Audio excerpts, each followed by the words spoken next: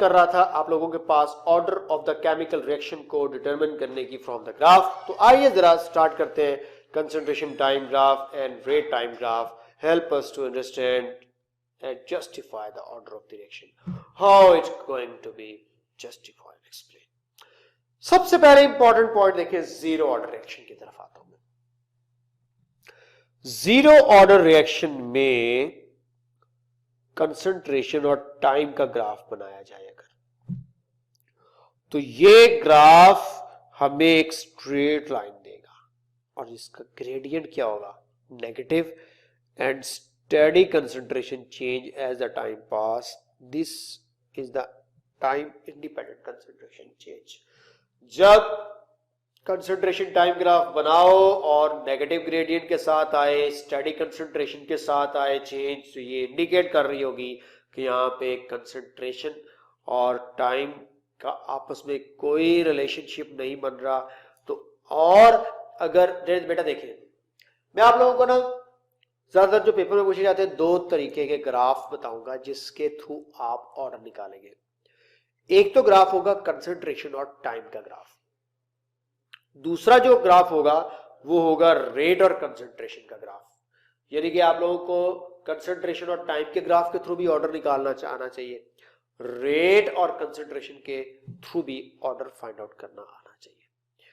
सो एक जनरल सा रिलेशनशिप है जो ऑर्डर ऑफ द रिएक्शन और हाफ लाइफ को आपस में रिलेट करता है। आपको पता है बेसिकली ये जो टाइम यहां पर मेंशन किया जा रहा होगा ये हाफ लाइफ होगा। क्या होगा, half life.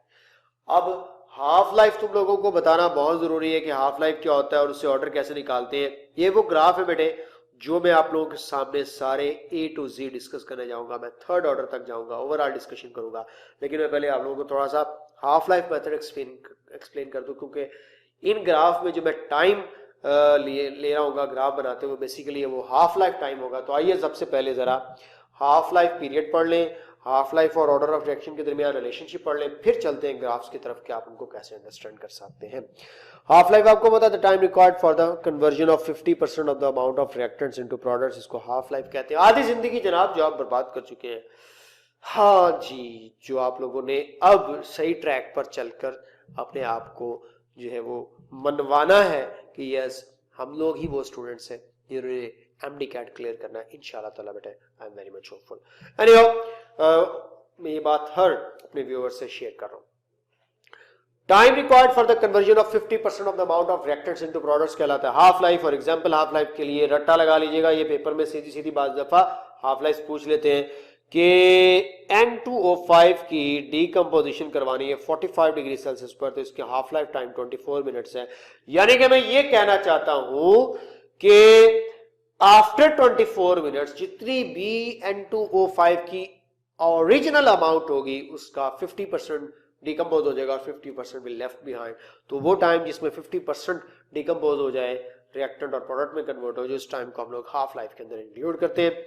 Half life period of any order reaction is inversely proportional to the initial concentration raised to the power of 1 less than that of the order। ये एक रिलेशनशिप है बेटे, इसको अपने माइंड में फिक्स कर लीजिएगा। ये रिलेशनशिप आपको बता रहा होगा क्या, half life and initial concentration and order of the reaction कैसे इकट्ठे एक ही इक्वेशन में आपको दिख सकते हैं। T1/2 हाफ लाइफ को रिप्रेजेंट किया जाता है स्टूडेंट्स T1/2 के साथ, और यहां पे आप लोगों के पास हाफ लाइफ को N यहां पर बेटे ऑर्डर ऑफ द रिएक्शन है। N is the order of the reaction, A is the initial concentration. मैं दोबारा बताता चला जाऊं, N इस इक्वेशन में बेटे ऑर्डर है, A यहां पर इनिशियल कंसंट्रेशन है और T1/2 हाफ लाइफ है। तो अब आप लोग मुझे ये बताइएगा कि T1/2 proportional to 1/A into N-1, ये जो रिलेशनशिप है इसमें जस्ट आप लोग हाफ लाइफ और इनिशियल कंसंट्रेशन के रिलेशनशिप की मदद से ऑर्डर ऑफ द रिएक्शन तक पहुंच सकते हैं। ये मैंने आपके साथ बात तय कर दी, ऑर्डर ऑफ द रिएक्शन और A is the initial concentration of the reactants, T1/2 is the half life. इस रिलेशनशिप को डिस्कस करने के लिए डिटेल चाहिए, वो डिटेल की तरफ भी बढ़ता हूं, लेकिन पहले एग्जांपल जैसा कि मैंने आपसे कहा हाफ लाइफ की आप लोगों ने याद करनी है। N2O5 की डीकंपोजिशन 45 डिग्री सेल्सियस पर 24 मिनट्स है। It means that it will, अगर हम लोग इसका 1 मोल पर डेसीमीटर क्यूब ले तो आफ्टर 24 मिनट्स क्या होगा? 24 मिनट्स के बाद half of the amount will decompose and 0.5 mole will left behind. Next अगर मैं 48 मिनट्स गुजरने की बात करता हूं तो 48 मिनट्स गुजरने का मतलब है 2 हाफ लाइफ गुजरी बेटा, 0.5 मोल का हाफ रह जाएगा और 0.5 मोल का हाफ कितना होता है? 0.25। फर्दर अगर मैं आपसे कहता हूं 72 मिनट्स गुजरे यानी कि थर्ड हाफ लाइफ गुजरी तो ये फर्दर हाफ रह जाएगा और ये डिकम्पोजिशन एज सच इसी वे में चलती चली जाएगी। इसके अलावा मैं जो आपको एग्जांपल दे रहा हूं वो यूरेनियम की रेडियोएक्टिव एलिमेंट की डिसइंटीग्रेशन के हवाले से बात कर रहा हूं। इसकी हाफ लाइफ पीरियड बहुत ज्यादा है जनाब, चेक करें 7.1 into 10⁸ और 710 million years is the half life of uranium. काश हमारी हाफ लाइफ इतनी होती, क्या कुछ करते तुम सोचो, ना सोचना, वापस आओ टॉपिक की तरफ।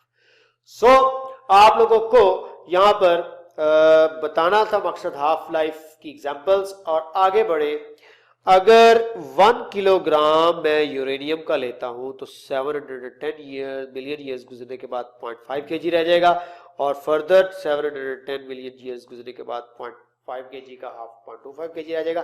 1 ग्राम लोगे तो हाफ ग्राम रह जाएगा। याद रखिएगा यहाँ पे half life of the radioactive substance initial concentration पर डिपेंड नहीं कर रही होती, इसको ध्यान में रखिएगा। अब बेटे आप लोगों को अगर मैं यहां पर एक क्वेश्चन फॉरवर्ड करूं जो कि पेपर में पूछा भी गया है, उसको जरा गौर से सुनिएगा, समझिएगा कि substance left 2 grams of its initial amount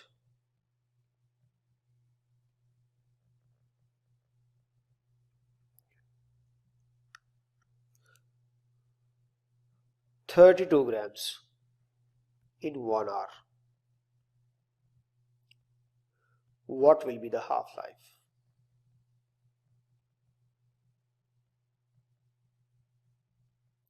What will be the half-life?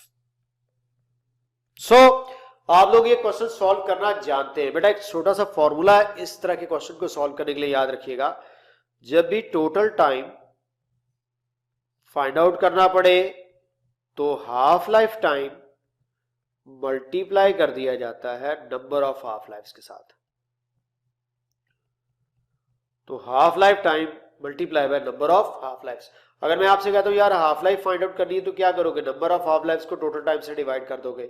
मगर आप लोग इसी फॉर्मूले को आप लोग इमेंट कर सकते हो, यानी कि मैं आप लोगों से ये कहना चाह रहा हूं कि यार अगर आप लोग टोटल टाइम फाइंड आउट करना चाहते हो और आपको हाफ लाइफ टाइम पता है तो मल्टीप्लाई कर दो नंबर ऑफ हाफ लाइफ से। Number of half life find out करना चाहते हो तो टोटल टाइम को हाफ लाइफ से डिवाइड कर दो, दैट्स इट। अब आप लोग मुझे ये बताइएगा, substance left behind 2 grams, initial amount कितनी है? 32 ग्राम्स। देखते हैं कि क्या सीक्वेंस बनता है कि 32 ग्राम फर्स्ट हाफ लाइफ स्पेंड होने के बाद बेटा ये 32 का हाफ रहेगा और फर्स्ट हाफ लाइफ यहां पर गुजरने के बाद अब आप मुझे बताएं कि 32 का हाफ बना 16 ग्राम। तो अगेन हाफ लाइफ गुजरने के बाद 16 का हाफ 8 ग्राम, अगेन फर्दर एक हाफ लाइफ गुजरने के बाद 4 ग्राम और देन एक और हाफ लाइफ गुजरने के बाद 2 ग्राम्स। तो it means that 32 grams just 2 gram रह जाएगा आप लोगों के पास। How many half life spend करने के बाद? 1 2 3 एंड 4। तो स्टूडेंट्स इस वक्त मुझे बताएं नंबर ऑफ हाफ लाइफ आपके पास क्या आई? 4। टोटल टाइम आपके पास गिवन है 1 आवर और आपसे पूछा क्या गया हाफ लाइफ फाइंड आउट करें। तो अब आप मुझे बता दें इस फॉर्मूले से half life time find out करना कौन सा मुश्किल टास्क रह गया कि total time will be now divided by number of half lives. तो अब half life total time 1 hour है तो बेटे 1 आवर का मतलब है 60 मिनट्स और 60 मिनट्स को डिवाइड कर दे। Total number of half lives 4 हैं और 4 के साथ अगर आप लोग इसको सिंप्लीफाई करते हैं तो अब आप लोगों के पास ये 15 मिनट्स बेटे आंसर आ रहा होगा। तो 15 minutes will be the half life of this substance. उम्मीद है आपको पता चला होगा कि मैं क्या समझाना चाह रहा था, कि अगर आप लोगों को एक सब्सटेंस की इनिशियल अमाउंट दी हुई है और फाइनल अमाउंट दी हुई है, टोटल टाइम दिया और हाफ लाइफ पूछी हुई है, तो आप लोग इस फॉर्मूले को अप्लाई करो, छोटे से फॉर्मूले को, ये आप लोगों को बता देगा कि कैसे आप लोग half life time find out कर सकते हैं। और बेटे आप लोगों को कुछ हाफ लाइफ के अकॉर्डिंगली अंडरस्टैंडिंग देनी है। फर्स्ट ऑर्डर रिएक्शन की independent of the initial concentration कैसे होता है, और इस तरह हाफ लाइफ को कैसे अप्लाई किया जा सकता है फर्दर मोर मजीद ऑर्डर ऑफ द रिएक्शन को निकालने के लिए। देखें, मैं आपको डायरेक्ट ग्राफ समझाने के लिए इसलिए लेकर गया कि पहले ये बात समझाना होगी, उसके बाद फिर मैं आप लोगों को ग्राफ ज्यादा बेहतर तरीके से समझा सकूंगा। मुझे ग्राफिकल टॉपिक को थोड़ा सा पेंडिंग बेटे इसलिए करना पड़ रहा है क्योंकि मुझे पहले आप लोगों को ऑर्डर और कंसंट्रेशन को आपस में रिलेट करते हुए और हाफ लाइफ को रिलेट करते हुए चंद एक चीजें बतानी है। ये मैं आप लोगों को एग्जांपल्स बेटे पहले बता चुका हूं कि 24 मिनट्स के बाद कैसे कैसे किस तरह और क्या क्या सिलसिला चलता चला जाएगा। इट मींस दैट आप कह सकते हैं कि यहाँ पे इनिशियल कंसंट्रेशन का हाफ लाइफ के साथ कोई जो वो खास फ्लक्चुएशन नहीं आ रहा। तो these observations show that half life of the first order reaction is independent of the initial concentration of the reactants। क्योंकि ये एक फर्स्ट ऑर्डर रिएक्शन है, इस फर्स्ट ऑर्डर रिएक्शन में आप इनिशियल कंसंट्रेशन चेंज कर रहे हो, लेकिन हाफ लाइफ टाइम पर कोई चेंज नहीं आ रहा, ये हर दफा 24 मिनट्स ही है। तो हम कह सकते हैं कि हाफ लाइफ और इनिशियल कंसंट्रेशन का अगर इनवर्स रिलेशनशिप हो या इंडिपेंडेंट हो या डायरेक्ट रिलेशनशिप हो या inverse of square of direct relationship हो, तो आप लोग उससे ऑर्डर ऑफ द रिएक्शन तक पहुंच सकते हैं, जो प्रीवियस मैंने एक रिलेशनशिप आपको बताया था। ये रिलेशनशिप की बेटे मैं आप लोगों के साथ बात कर रहा था कि T1/2 into n is proportional to 1 over a into n minus 1। Start करें इसको मुख्तलिफ किस्म के केसेस के लिए। तो यहाँ पे हाफ लाइफ को हम लोग ऑर्डर के साथ रिलेट कर रहे हैं और मुख्तलिफ किस्म की कैलकुलेशंस करते हैं। और सबसे पहले तो आप लोगों को एक रिलेशनशिप डिराइव करके बता दूं कि ऑर्डर ऑफ द रिएक्शन अगर आप इस रिलेशनशिप से फाइंड आउट करना चाहते हो तो कैसे करना चाहोगे। आप लोग दो इनिशियल कंसंट्रेशन लोगे A1 और A2 और आप दो हाफ लाइफ उसी के अकॉर्डिंगली लोगे T1 एंड E2। बेटा T1 is one half life, T2 is the second half life, A1 is the initial concentration first initial concentration of two different initial concentration ली जा रही है। एक इनिशियल कंसंट्रेशन A1 है time T1 पर और एक इनिशियल कंसंट्रेशन A2 है टाइम T2 पर। इसके अकॉर्डिंगली अगर मैं ये रिलेशनशिप लिखूं तो T1 प्रोपोर्शनल टू 1 हो, ये एफएससी की बुक में भी मौजूद है। A1 initial concentration, first initial concentration with first half life and second initial concentration with second half life. इसके अलावा आप लोगों ने इसमें कुछ भी चेंज नहीं किया। और अब क्या करने जा रहे हैं तुम लोग ये काम करने जा रहे हो कि यहाँ पे प्रोपोर्शनैलिटी को खत्म करके इक्वलिटी भी लगा सकते हो और सारी इक्वेशन को रीअरेंज। बेटा देखिए ना, डेरिवेशन तो नहीं आ रही है पेपर में, ये इक्वेशन बस याद रखना आप लोग। इसमें आप लोगों को T1 और T2 गिवन हो, A2 और A1 गिवन हो, तो आप लोग A2 और A1, T1 और T2 के थ्रू यहाँ पे order of the reaction n find out कर सकते हैं। आप लोगों को बेटा कोई भी मुख्तलिफ हाफ लाइफ दे सकता है। मैं वैसे प्रैक्टिस के लिए एक आध एमसीक्यू इस तरह का आप लोगों के पास एमसीक्यू मॉड्यूल के अंदर शामिल कर दूंगा। T1 10 है, T2 20 है, A2 20 है, A1 10 है। ये बेटा वैल्यूज पुट कीजिएगा, पहले इस ब्रैकेट को सॉल्व कीजिएगा, जो आंसर आए उसका लॉग लीजिएगा। इस तरह यहाँ पे आप लोग इस ब्रैकेट को सॉल्व करेंगे, जो आंसर आए उसका लॉग लेंगे और उसके बाद फिर आप लोग इसमें 1 प्लस कर देंगे और 1 प्लस करने के बाद जो आपके पास n की वैल्यू आएगी वो क्या कहलाएगी, ऑर्डर। तो ये बेटा आप लोगों ने कैलकुलेशंस करनी है। ये हाफ लाइफ मेथड के थ्रू ऑर्डर कैलकुलेशन का नाम था। अब मैं आ चुका हूँ उस टेबल की तरफ, जो टेबल आप लोगों को हर मुख्तलिफ किस्म के ऑर्डर को हाफ लाइफ के साथ रिलेट करते हुए इनिशियल कंसंट्रेशन के थ्रू बताना चाहेगा। Zero order reaction, zero order reaction, यहां पे n की वैल्यू बेटे मुझे क्या पुट करनी पड़ी, 0। और यहां पर आप लोग इस फाइनल रिलेशनशिप को देखो तो जीरो ऑर्डर रिएक्शन के लिए half life is directly proportional to initial concentration, कि जब half life directly proportional to the initial concentration हो तो वो जीरो ऑर्डर रिएक्शन के थ्रू कंसीडर किया जाएगा। यानी कि यहाँ पे कंसंट्रेशन आप लोग बढ़ाते चले जाएं, हाफ लाइफ टाइम भी बढ़ता चला जाएगा। यू कैन से दैट कि यहाँ पर हाफ लाइफ बिल्कुल भी किसी भी किस्म का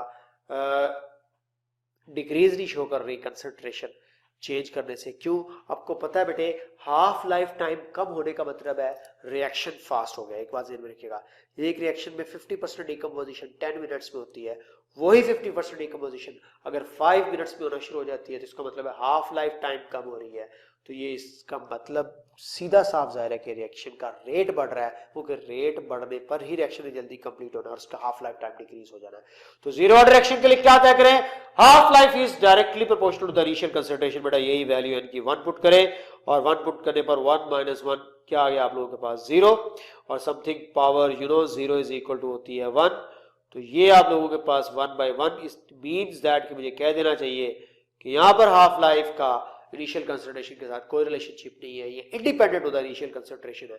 और बेटा ये आप लोगों को डायरेक्ट रिलेशनशिप देकर पूछ सकता है कि ये रिलेशनशिप हाफ लाइफ का अगर रेट कांस्टेंट के के साथ है तो ये कौन से ऑर्डर के रिएक्शन के लिए, तो ये फर्स्ट ऑर्डर रिएक्शन के लिए है।